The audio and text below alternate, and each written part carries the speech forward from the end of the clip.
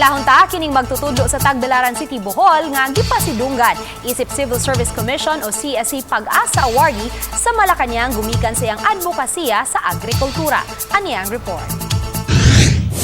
Giangkon sa teacher farmer sa Manga National High School nga si Pablita Cabarles nga niadtong tuig 2007 nangolekta siya og mga ligid sa Tagbilaran City aron tamnan og mga utanon. Ang bakanting luna nga batuhon kaayo kaniadto usa na ka learning site for agriculture nga aprobado sa Agriculture Training Institute Central Visayas. Human nabantayi sa ahensya ang paglambo sa iyang container gardening sud sa tunghaan, gitanyagan siya og 70,000 pesos niadtong tuig 2012 sa Department of Trade and Industry, kini aron ipalit og dugang mga binhi ug mga kagamitan sa pananom. Gipaambit usab niya ang iyang kahibaw sa komunidad pinaagi sa pag-ugmad og mga communal garden. Sa pagkakaroon, gipangunayan niya ang gulayan sa tahanan communal garden, kinialang sa mga 4-piece nga ginikanan.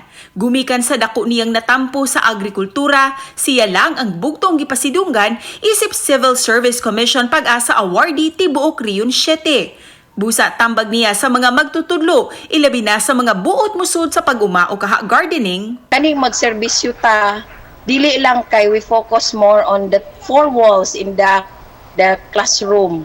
Atong i-extend ang public service like maghimo ta og mga kayuhan nga mahimo pong magamit or mahimuslan sa uban. OMG!